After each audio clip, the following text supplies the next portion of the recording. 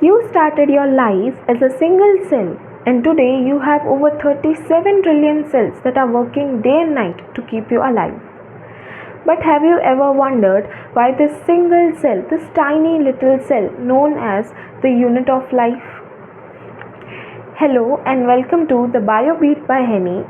Study smart, not hard. From today we are going to start with the biology syllabus, and the very first chapter that I am taking today is Cell, the unit of life.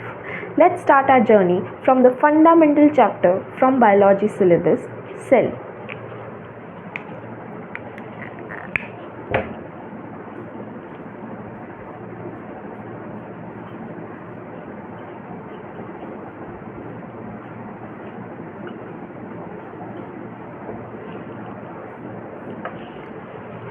Now, when I say cell, the unit of life, when I say unit of life, see, in NCERT, there is a statement given that cell is the structural and functional unit of life. Okay, this unit in NCERT, it is stated that it is the structural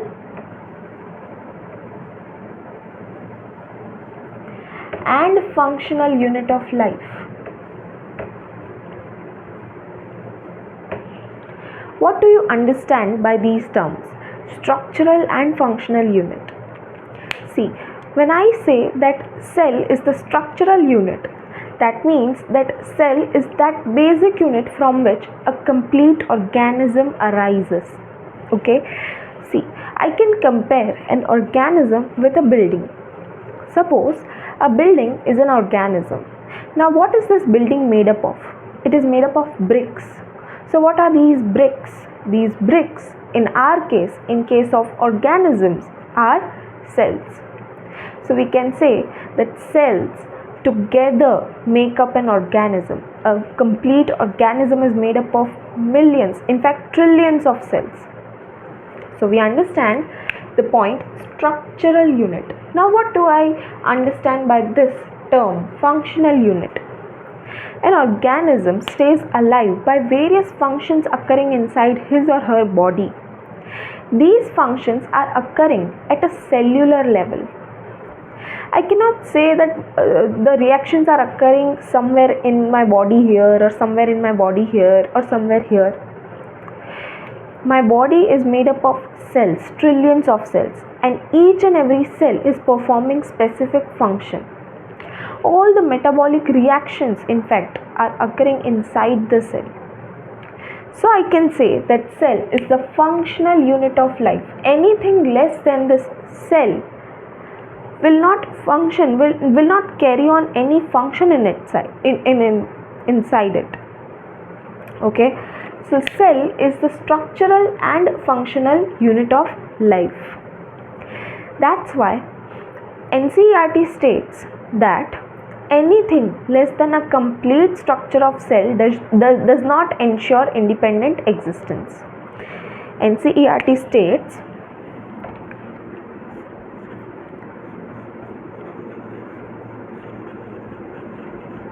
anything less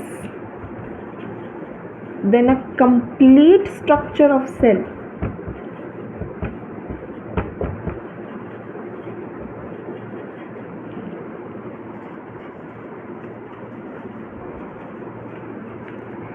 does not ensure independent existence. इसका क्या मतलब हुआ? What does that mean? What does this statement mean? See, अभी हमने बोला कि जो cell है वो स्ट्रक्चरल एंड फंक्शनल यूनिट है. ठीक है, स्ट्रक्चरल यूनिट मतलब कुछ भी लिविंग है. ठीक है, कुछ भी, वो एक सेल तो होगा ही. अगर एक सेल भी नहीं है तो मतलब वो लिविंग ही नहीं है. ओके, सो स्ट्रक्चरल यूनिट मीन्स कि कुछ भी है, कोई भी ऑर्गेनिज्म है वो सेल से तो बना ही है. फंक्शनल यूनिट यानी कि कोई भी फंक्शंस हो रहे हैं बॉडी में वो सेल्यूलर लेवल पे हो रहे हैं, सेल के अंदर हो रहे हैं. तो जब आप ये स्टेटमेंट पढ़ोगे, anything less than a complete structure of cell does not ensure independent existence, मतलब कि कुछ भी anything which is less than a cell, कुछ भी ऐसा जो सेल से छोटा है या फिर सेल नहीं है, ऐसी कोई चीज़ जिसको हम सेल कंसिडर नहीं कर रहे, उसकी इंडिपेंडेंट एग्जिस्टेंस नहीं होगी. हाँ, वो जी सकता है, इट कैन सर्वाइव, बट किसी के ऊपर, डिपेंडेंट ऑन अदर. ओके, जैसे कि वायरस है, वायरस को हम सेल कंसिडर ही नहीं करते, तो वो बाहर, ऑर्गेनिज्म के बाहर हम उसको डेड कंसिडर करते हैं, ऑर्गेनिज्म के अंदर जाता है तब हम उसको लिविंग कंसिडर करते हैं. Okay, so we do not consider virus either as living और नॉन लिविंग. जब वो बाहर होता है ऑर्गेनिज्म के तब वो डेड होता है, जब अंदर जाता है ऑर्गेनिज्म के तब वो लिविंग होता है. तो वायरस भी है, सर्वाइव कर सकता है, बट इंडिपेंडेंट एग्जिस्टेंस नहीं शो करेगा. क्यों? क्योंकि एक तो वो सेल है ही नहीं, ठीक है, साथ ही साथ अगर वो सेल ही नहीं है तो वो कैसे मेटाबॉलिक फंक्शंस करेगा सर्वाइव करने के लिए, है ना. कोई भी उसके अंदर बॉडी के कोई भी रिएक्शंस ही नहीं होंगे जब उसके पास सेल नहीं होगा, क्योंकि सारे रिएक्शंस सेल्यूलर लेवल पे होते हैं. So I hope you understand these three statements, that cell is the structural unit, cell is the functional unit, and anything less than a complete structure of cell does not ensure independent existence. Clear? Now I can classify organisms into either unicellular or multicellular depending upon the number of cells. Okay, on the basis of how many cells an organism has, I can classify them into unicellular and multicellular.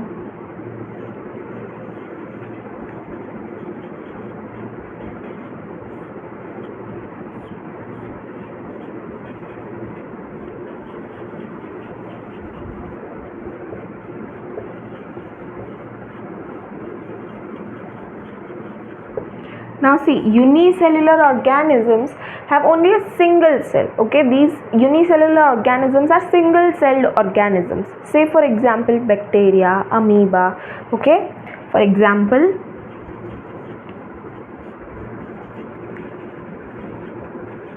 bacteria, amoeba, and for multicellular organism we can take an example of humans only. Humans are multicellular.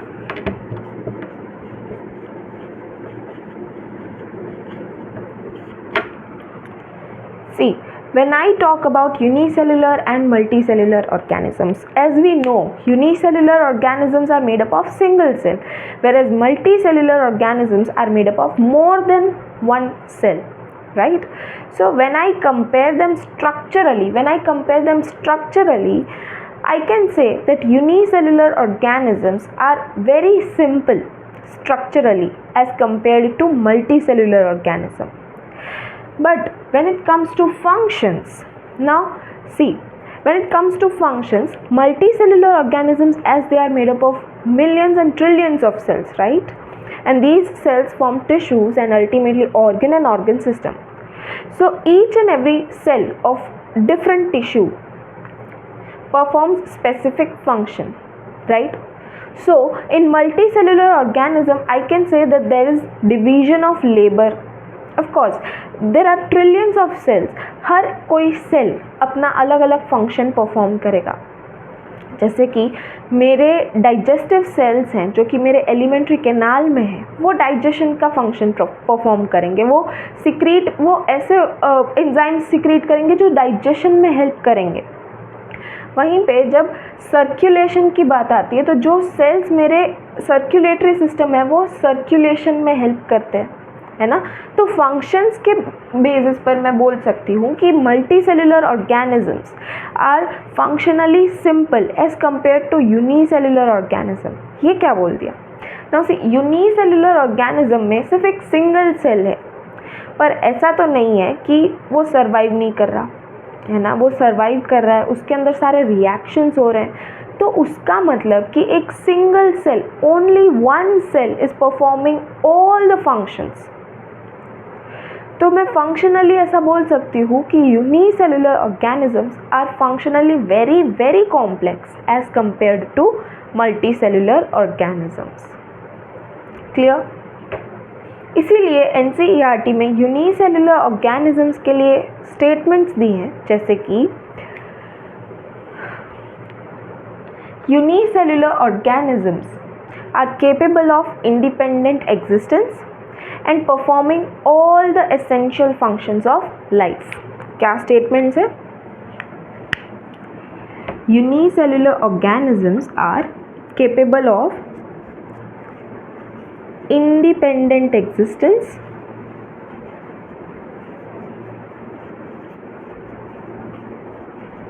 and performing all the essential functions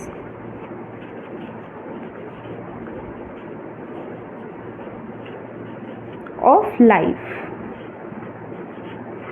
clear? So starting में ये थोड़ी सी ऐसी statements हैं जो आपको याद रखने की होती है, जैसे कि क्योंकि ये सारी असर्शन रीजंस में आ सकती हैं, ठीक है। तो स्टेटमेंट्स हैं जैसे कि cell is a structural and functional unit of life. Second statement, anything less than a complete structure of cell does not ensure independent existence। Third statement बोल सकती हूँ कि unicellular organisms are capable of independent existence and performing all the essential functions of life. तो ये सारी statements हैं, ये आपको याद करने की होती हैं, ये आपको डायरेक्ट असर्शन रीजन में आ सकती है। Now we will start with the cell theory.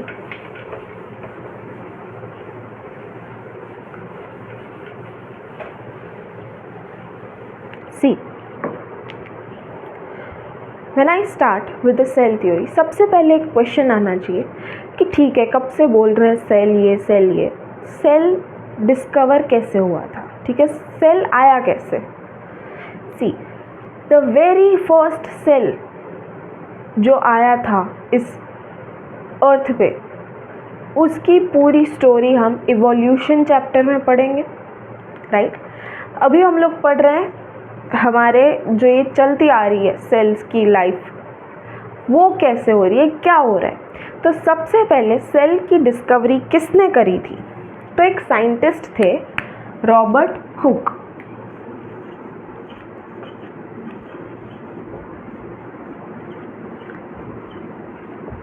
Robert Hooke साहब ने सेल देखा था। सबसे पहले उन्होंने सेल देखा था किससे? कॉर्क की एक थिन स्लाइस ली थी उन्होंने और उसको माइक्रोस्कोप के अंदर देखा था, तब उनको सेल दिखा था, लेकिन वो सेल डेड था। It was a dead cell. अब ये डेड क्यों था, ये हम पढ़ेंगे chapter number 6 anatomy of flowering plants में। क्यों डेड था? सी, अभी के लिए इतना याद रख लो कि रॉबर्ट हुक ने कौन सा सेल देखा था? कॉर्क का सेल देखा था, कॉर्क सेल जो कि डेड था, यानी कि कुछ ऐसा सेल देखा था जिसके अंदर बीच में प्रोटोप्लाज्म नहीं था। Protoplasm is the living material inside the cell, okay. तो प्रोटोप्लाज्म नहीं देखा था, उन्होंने सिर्फ सेल वॉल देखी थी, इन्होंने सिर्फ डेड सेल देखा था। कौन सा देखा था उन्होंने? कॉर्क की एक थिन स्लाइस कट करके देखी थी और वो कॉर्क था, कॉर्क कैम्बियम। ऐसी कोई एक बॉटल होती है ना, आई डोंट नो कौन सी होती है, वाइन की होती है, क्या होती है, आई डोंट नो, जिसमें ऐसा सा एक ढक्कन होता है वुड का, हाँ, उसकी उन्होंने स्लाइस ली थी, पर वो जो ढक्कन होता है वो कॉर्क कैम्बियम का बनता है, कॉर्क कैम्बियम प्लांट के अंदर एक लेयर होती है, ठीक है, स्टेम के अंदर, वो हम बाद में देखेंगे, बार्क बनाती है, ठीक है, वो सब बाद में देखेंगे। अभी के लिए इतना याद रखो, रॉबर्ट हुक साहब ने डेड सेल देखा था। उसके बाद आए Anton von Leeuwenhoek.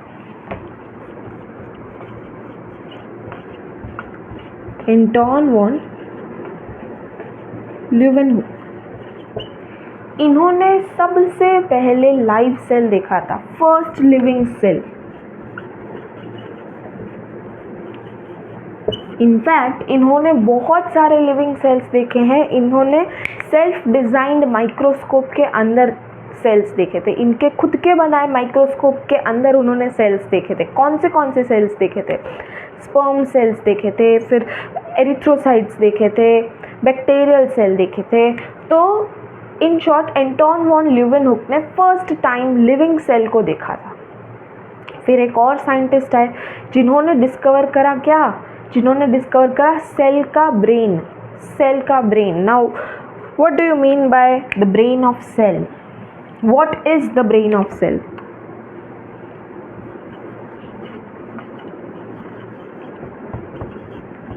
Robert Brown एक साइंटिस्ट है, इन्होंने ब्रेन ऑफ सेल डिस्कवर किया जिसको बोलते हैं nucleus. Yes exactly, nucleus is known as the brain of cell. Why? Nucleus के अंदर जेनेटिक मटेरियल होता है, nucleus carries the genetic material.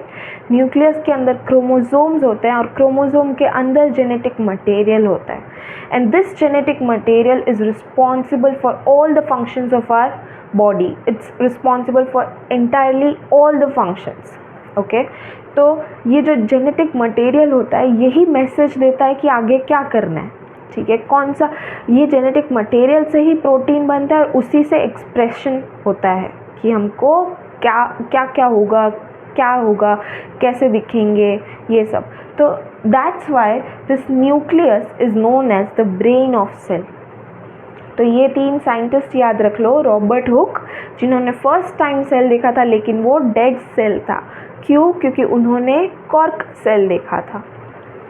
Anton von Leeuwenhoek ने फर्स्ट टाइम लिविंग सेल देखा था। कौन से सेल्स देखे थे? Erythrocytes, bacteria, sperm cell. तो एनसीईआरटी में इतना नहीं दिया है, पर इतना याद रख लो, एंटोन वॉन ल्यूवेनहुक ने फर्स्ट टाइम लिविंग सेल देखा था। देन रॉबर्ट ब्राउन ने न्यूक्लियस की डिस्कवरी करी थी, इन्होंने फर्स्ट टाइम न्यूक्लियस देखा था। Now we move on to the cell theory.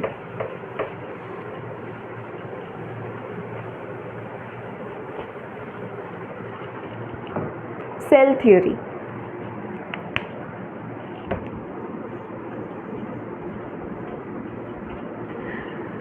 हमारे पास सेल थ्योरी को समझने के लिए 3 साइंटिस्ट। ओके, पर सबसे पहले हम 2 साइंटिस्ट पे फोकस करेंगे जो कि है Matthias श्लेडन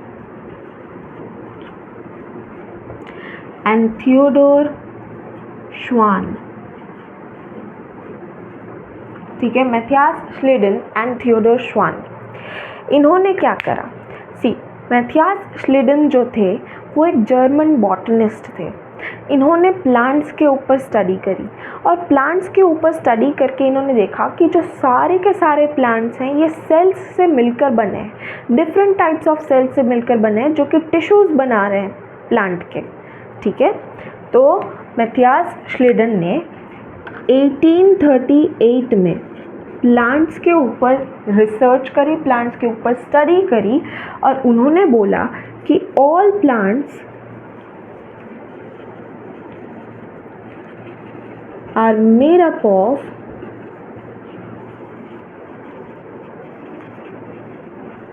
different cells that make up the tissues of plant। ठीक है, इन्होंने कहा कि सारे के सारे प्लांट्स हैं वो डिफरेंट टाइप ऑफ सेल्स से बने हैं जो कि अल्टीमेटली प्लांट के टिश्यूज़ बना रहे हैं। उसी टाइम इन 1839 श्वान ने क्या कहा? श्वान was a German zoologist. Now see, Schleiden was a German botanist, Schwann was a German zoologist। Old NCERT में ब्रिटिश जूलॉजिस्ट बोला है श्वान को, लेकिन अब करेक्शन हो गया है, अब he is a German zoologist. Okay, तो श्वान ने प्लांट्स, उन्होंने एनिमल्स के ऊपर स्टडी करा और उन्होंने देखा कि जो एनिमल्स हैं उनके पास, उनके सेल्स के पास एक आउटर लेयर होती है जिसको उन्होंने प्लाज्मा मेम्ब्रेन बोला। ठीक है, उन्होंने प्लाज्मा मेम्ब्रेन समझाया,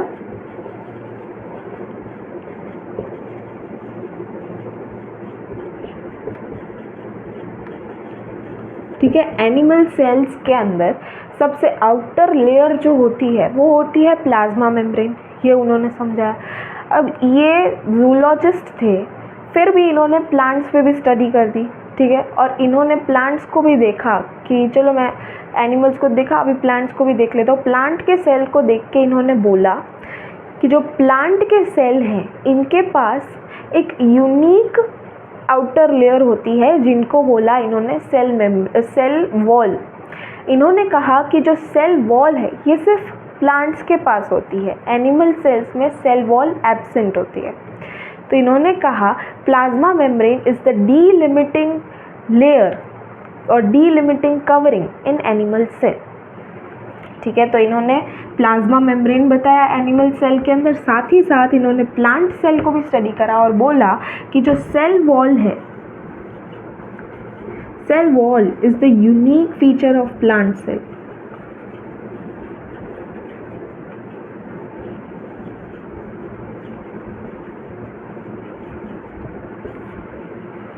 यहाँ पर श्लीडन और श्वान ने अपनी अपनी हाइपोथेसिस, अपनी अपनी रिसर्च सब कर ली। उसके बाद इन दोनों ने मिलकर सेल थ्योरी दी। श्लीडन और श्वान दोनों ने मिलकर सेल थ्योरी दी, जिसमें बोला कि all plants and animals are made up of cells and product of cells. क्या कि एवरी ऑर्गेनिज्म, कोई भी हो, प्लांट हो, एनिमल हो, कुछ भी हो, all organisms are made up of cells and product of cells, ठीक है। सेल्स से बने, साथ ही साथ सेल के जो प्रोडक्ट्स हैं उनसे मिलकर सारे के सारे ऑर्गेनिजम्स बने। लेकिन ये सेल थ्योरी की एक लिमिटेशन थी, क्योंकि ये सेल थ्योरी हमको ये नहीं समझा रही थी कि जो सेल्स से, ठीक है, ऑर्गेनिज्म बने, ठीक है, पर वो सेल्स आ कहाँ से रहे हैं, जो न्यू सेल्स हैं वो कहाँ से आ रहे हैं, है ना। तो ये एक्सप्लेन नहीं कर पाए थे ये दोनों, ठीक है। उसके बाद आए एक तीसरे साइंटिस्ट, थर्ड साइंटिस्ट,